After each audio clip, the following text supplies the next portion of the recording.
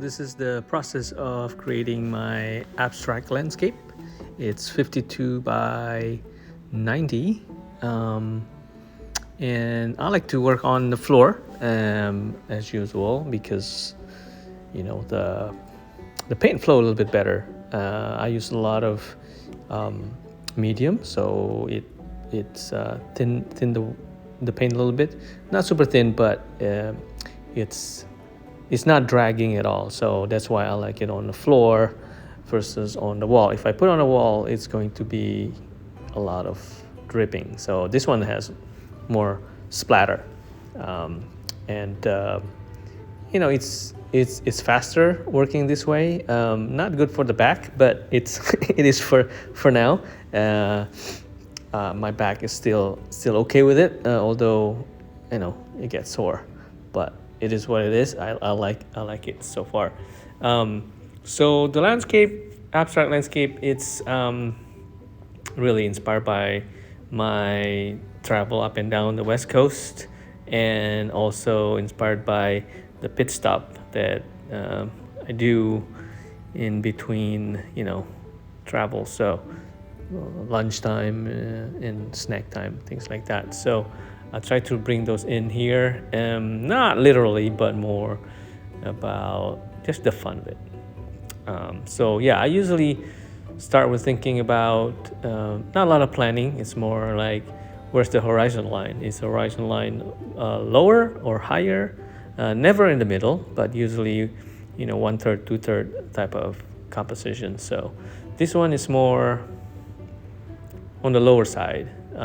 So right now you're looking at this upside down, but yeah, I just start doing the ground and the cloud. Usually I start with the cloud.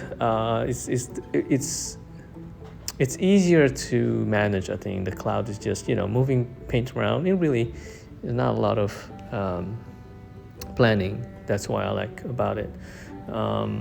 It's about a lot of feelings, a lot of let me figure out as I go. It's more free form, intuitive, especially on the first round. So this is the first round, and what happened usually in the first round, I get a lot of marking happening. In my regular abstract work, I usually do drawing underneath. Now this one, there's not a lot of drawing, mostly paint all the way through. Now it doesn't mean that it's going to be always like that, but sometimes I like to mix it up a little bit. Also, I don't do a lot of scraping, but doesn't mean that I never. It just depends on the mood. if I feel like want to scrape, I'll scrape it. So everything is just kind of go with the flow. There are some rules, but not hard rules. That's why I like about that's how I like to work, basically. Yeah, so try to make the ground a little bit darker using green, dark green, bright green, and then brown to black. So it's a spectrum of tone and color, from lighter version of that color to darker version, and then so you just go tone on tone in between them, so you can create this kind of depth to it. So that's what happened. This is the first round. As you can see, a lot of marking in there. I try to use a larger brush as I go because it's a big space. I have a couple of color palette ready to go, but it doesn't mean that I always use that one. I do double dipping, so the color they harmonize as I go.